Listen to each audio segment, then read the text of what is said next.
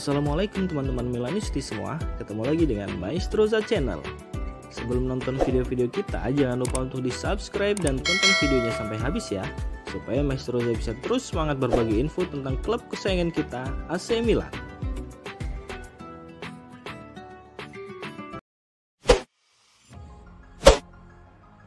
AC Milan berpotensi menjalani set ending pada musim 2022-2023 ini. Pasalnya, Rossoneri justru tampil buruk di fase krusial dan kini terancam kehilangan dua capaian yang penting. AC Milan hanya sekali menang pada 5 laga terakhir di semua ajang. Paling baru, Milan kalah dari Spezia pada pekan ke-35 di Stadion Alberto Pico. Milan kalah dari tim yang berada di posisi ke-18 klasemen Serie A. Milan kalah dengan skor 2-0 dari tim yang berada di zona degradasi.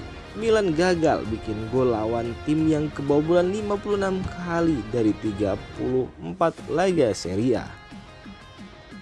Kekalahan dari Spezia membuat Milan harus berhadapan pada situasi yang sangat pelik pada fase akhir musim ini. AC Milan sudah pasti gagal mempertahankan gelar Scudetto Serie A.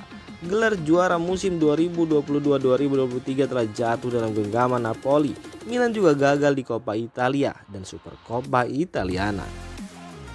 Kini ada dua target realistis yang bisa dicapai Milan, yakni final Liga Champions dan 4 besar klasemen Serie A untuk mengamankan tiket ke Liga Champions musim depan. Hanya saja Milan punya tantangan berat untuk dihadapi. Milan kalah 2-0 pada leg pertama semifinal Liga Champions melawan Inter Milan. Jika ingin lolos ke final, Milan harus menang dengan selisih 3 gol di leg kedua. Di Serie A, Milan kini berada di posisi ke-5 klasemen. Milan tertinggal 4 poin dari Lazio yang ada di atasnya. Masih ada 3 bagi Milan untuk bisa mengejar. Salah satu lawan yang akan dihadapi Milan adalah Juventus. Pelatih AC Milan, Stefano Pioli, mengaku bahwa timnya tak bisa tampil maksimal saat kalah dari Spezia.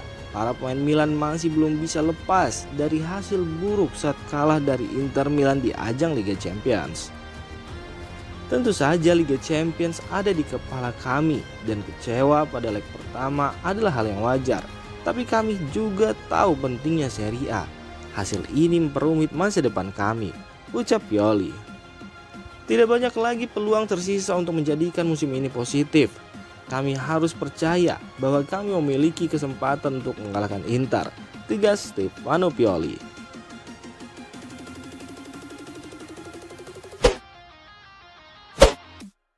Simon Kjaer mengakui Milan tidak tahu mengapa mereka sangat kesulitan melawan tim seperti Spezia dan menjelaskan apa yang terjadi dalam konfederasi setelah laga selesai dengan Ultras Kurvasur.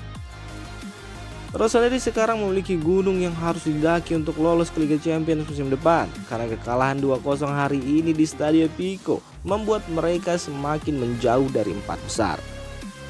Setelah peluit akhir, seluruh skuad termasuk pelatih Stefano Pioli pergi ke ujung tribun tandang dan mendengarkan saat Ultras memberikan apa yang tampak seperti pembicaraan singkat atau peringatan keras.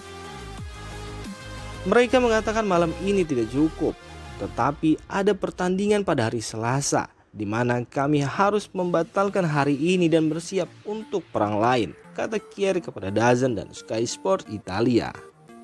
Sang bek ditanya apakah para pemain menginginkan pertemuan dengan fans mereka, atau sebaliknya, apakah mereka pada dasarnya dipanggil oleh para pemimpin Ultras.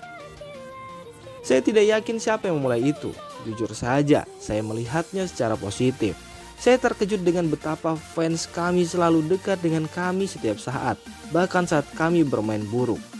Saya menyadari itu mungkin bukan tampilan yang bagus, tetapi mereka tepat di belakang kami.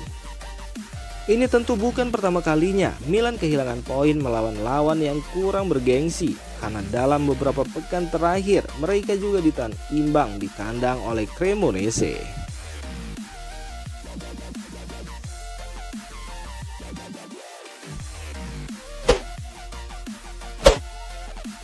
AC Milan dan Bayern Munchen kini mulai tertarik untuk mendatangkan winger Prancis U21 yang bermain bersama Bayer Leverkusen, Amine Adli.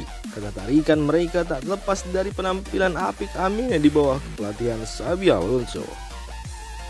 Menurut unggahan laman Transfermarkt, Sebagai seorang winger yang berusia 23 tahun, ia berhasil membuat 33 penampilan dari semua kompetisi bersama Bayer Leverkusen di sepanjang musim ini, mencetak 6 gol dan menyumbang 6 assist. Xabi Alonso masih melihat adanya potensi besar dalam diri Amine, sehingga ia dilaporkan berencana untuk menjadikan mantan pemain Akademi Toulouse itu sebagai ujung tombak pada musim depan. Ia akan menggantikan posisi Moussa Diaby yang center dikabarkan akan meninggalkan Leverkusen pada musim depan. Ini akan menjadi posisi baru bagi Amine Adli karena biasanya ia hanya bermain sebagai winger kiri, yang mana dalam beberapa kondisi tertentu ia juga akan bermain sebagai second striker atau penyerang lubang dan winger kanan. Untuk saat ini Amine masih terikat kontrak bersama Bayer Leverkusen hingga musim panas 2026 mendatang. Oleh sebab itu, apabila AC Milan atau Bayern Munchen memang ingin mendatangkannya, mereka dipastikan harus mengeluarkan uang transfer. Kini pemain kelahiran Béziers, Prancis itu memiliki nilai pasar sebesar 15 juta euro atau setara dengan 241,6 miliar rupiah. Menurut El Cube, 2 tahun yang lalu Bayer sempat hampir mengontraknya dari Toulouse, akan tetapi karena satu hal transfer tersebut urung terwujud. Kini di Bavaria akan mencoba kembali kesempatan untuk mendatangkan Amine Adli ke Allianz Arena.